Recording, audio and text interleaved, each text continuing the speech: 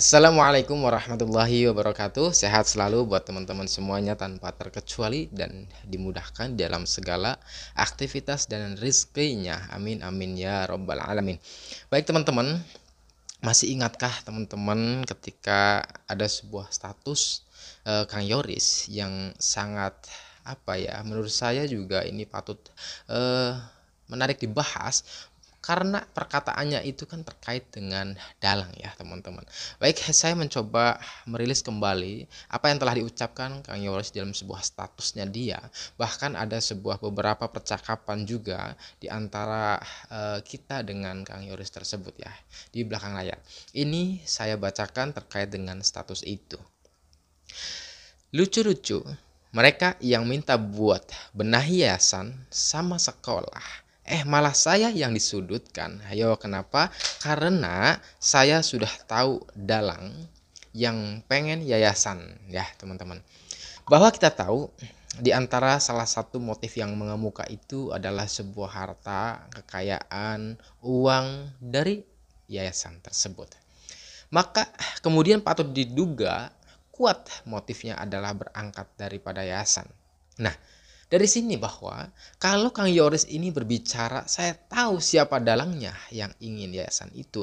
Apakah dalang yang dimaksud Kang Yoris ini adalah ia bagian daripada dalam kasus pembunuhan Subang juga atau bukan? Nah, karena kita tahu kalau kita berbicara motif ya teman-teman, maka orang yang menginginkan yayasan berarti adalah dia bagian daripada dalang dalam rangka kasus Subang juga.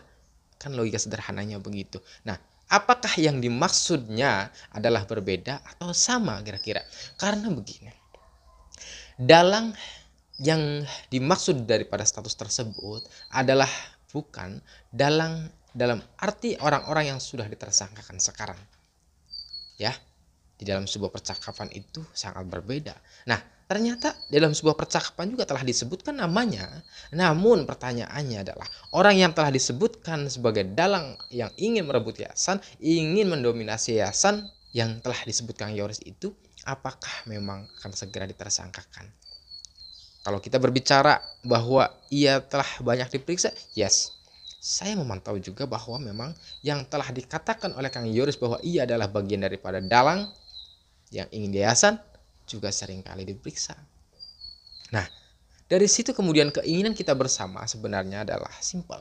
Bahwa ketika Kang Yoris ini mengatakan bahwa ia adalah bagian daripada dalang yang ingin menguasai yayasan, maka mestinya harus mengatakan dengan yang sebenar-benarnya kepada pihak penyidik.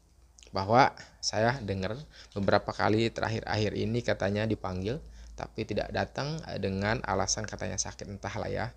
Saya kurang tahu benar apa tidaknya karena memang saya pribadi sekarang tidak mempunyai nomornya Kang Yoris ya, kalau dahulu kita sering komunikasi.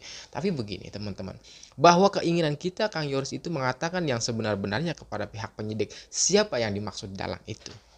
Karena jujur dalam sebuah chat itu juga menyebutkan siapa dalangnya. Nah, salah satunya adalah yang ditersangkakan satu dan ada juga yang belum ditersangkakan masih sebagai saksi, itu juga telah disebutkan sebagai dalang dalam sebuah chatting. Untuk itu, ya katakan saja Kang Yoris kepada pihak penyidik bahwa ialah yang menginginkan sebuah yayasan. Nanti pihak kepolisian akan mengkorelasikan, menyelidiki lebih jauh apakah yang dimaksud ia ingin menguasai yayasan, ingin mendominasi yayasan juga bagian daripada dalam pembunuhan atau bukan. Karena kita tahu bahwa motif daripada pembunuhan kan adalah salah satunya yayasan. Di dalamnya apa? Terdiri dari uang, harta, jabatan, kedudukan, bahkan cinta segitiga. Ya, begitu. Selanjutnya adalah ada yang bertanya kepada saya bahwa Kang Yahya katanya bagaimana positioning daripada Kang Yoris, apakah ia juga adalah bagian yang terlibat di dalam sebuah kasus atau tidak. Bahwa begini teman-teman, terkait kita bahwa seringkali mencurigai seseorang A, B, C itu adalah sah-sah saja, bahwa kita juga punya analisa, kita juga punya dasar, kita juga punya petunjuk, dan bahkan hasil dari sebuah konklusi itu kita juga punya hak prerogatif dalam apa ya, mencurigai seseorang. Yang penting selama kita tidak menuduh tidak masalah ya teman-teman. Bahwa begini, kabar yang kita tahu akhir-akhir ini kan telah dijelaskan pula di dalam sebuah pers conference oleh Polda Jabar bahwa memang terkait dengan kasus pembunuhan itu positioning Kang Yoris itu memang tidak ada di sana. Termasuk sebuah petunjuk juga tidak. Nah, bagaimana katanya ketika Kang Yoris itu kok tidak ada jejaknya sama sekali. Bahkan kita tahu katanya supir itu, Alphard itu yang sering kali nyupirkan Kang Yoris. Seharusnya jejak satu itu bisa ditemukan. Minimalnya adalah di dalam drivernya ya, setirnya itu ya. Nah, kok ini nggak ada sama sekali? Ya kalau kita memang berbicara mencurigai, betul.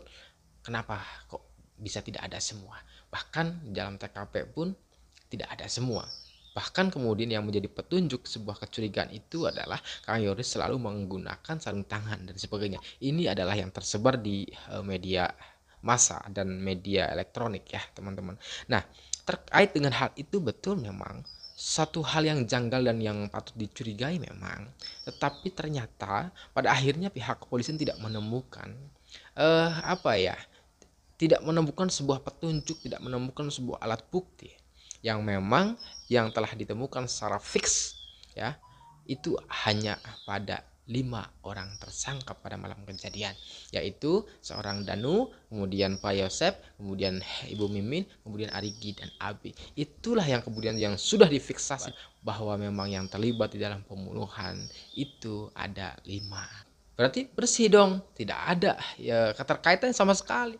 Belum tentu ya, karena begini, klasifikasi di dalam kasus Subang itu kan terdiri daripada 3. Yang pertama adalah terkait dengan pembunuhannya, yang kedua adalah terkait dengan OOJ, termasuk juga di dalam OOJ ini adalah yang membuat kasus ini semakin lama, bahwa yang membuat kasus ini kemudian susah atau sulit diungkap dan sebagainya, 2 tahun mangkrak kasusnya dan sebagainya. Yang ketiga adalah terkait dengan yayasan. Kita tahu bahwa yayasan ini ada sebuah bukti yang telah dilontarkan oleh Polda, Pak Surawan, yang mengatakan ada sebuah data fiktif. Artinya adalah ini berdasarkan data, kenyataan, fakta bahwa ada dana fiktif. Baik itu siswa fiktif bisa, dana fiktif bisa. Dana fiktif itu bagaimana Kang? Yaitu alokasinya yang tidak tepat guna. Misalkan pencairan dana BOS itu adalah untuk siswa ya, untuk keperluan siswa, baik itu semesterannya, baik itu kemudian perlengkapannya, bajunya dan sebagainya, kemudian juga untuk membayar gaji guru dan sebagainya. Nah, dana itu kemudian tidak dialokasikan untuk itu. Dana itu misalkan untuk beli mobil Yaris lah contohnya, untuk membeli mobil Alphard lah itu contohnya, atau membeli stick golf lah dan sebagainya. Nah, yang begini juga termasuk adalah data fiktif. Walaupun nanti kemudian di dalam sebuah LPJ-nya itu, SPJ-nya itu, laporan pertanggungjawabannya itu adalah diperuntukannya untuk misalkan gaji guru, misalkan untuk siswa kebutuhannya, alat tulis dan sebagainya, siswa dan sebagainya, bulan per semesteran, tidak diperuntukkan untuk membeli mobil Yaris contohnya, mobil Alphard contohnya, stick golf contohnya, tidak.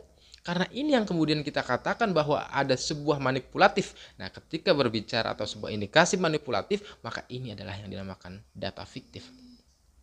Termasuk juga siswa. Jumlah siswa misalkan contohnya adalah 50. Tapi karena ingin atau menginginkan pencairan yang lebih, maka siswa itu di-up jadi 500 atau 300 lah ya. 300 kali dalam setahun per siswa itu kan SMK 1,6 jutaan lah ya segitu. Kali 300. Kan luar biasa. Itulah yang kemudian yang dimaksud data fiktif, salah satunya adalah contoh yang tadi saya berikan bahwa memungkinkan itu terjadi.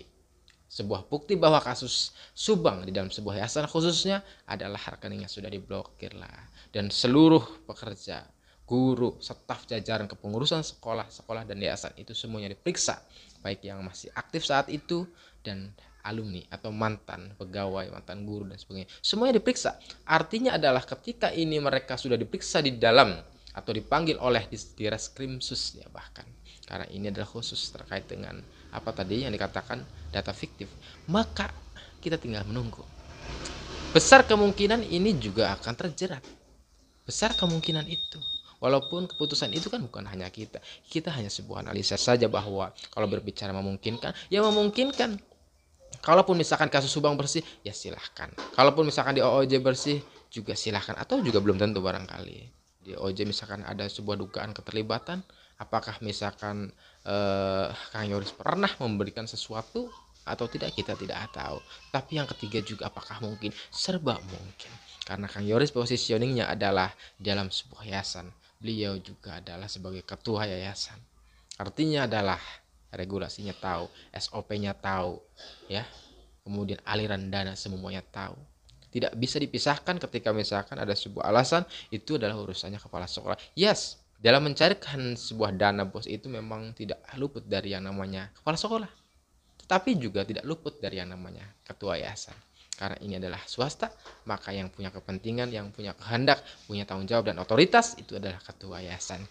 Ya, mudah-mudahan. Jadi sekali lagi saya harus katakan bahwa seluruh saksi yang mengemuka sampai saat ini itu adalah belum tentu mereka juga akan bebasnya, belum tentu.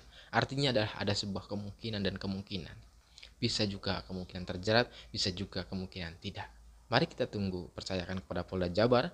Harap Polda Jabar menseriusi 3 hal yang tadi disebutkan oleh kita semuanya, dan mudah-mudahan segera dirilis. Akankah ada sebuah penambahan tersangka dari misalkan dari OOJ-nya atau dari yayasannya?